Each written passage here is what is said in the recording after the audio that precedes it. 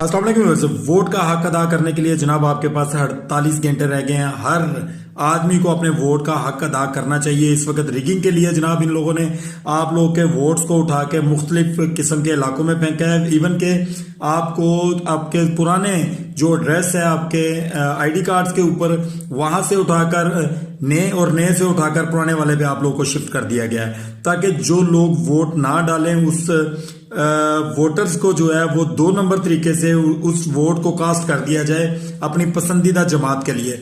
लिहाजा मेरी रिक्वेस्ट है आम लोगों से कि जनाब अपना वोट कास्ट लाजमी करें, जिस मर्जी जमात को करें, और मैक्सिमम वोट कास्ट होना चाहिए।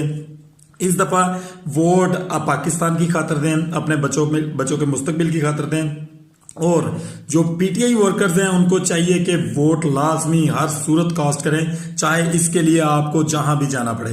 वोट इमरान खान साहब का हक है और इमरान खान साहब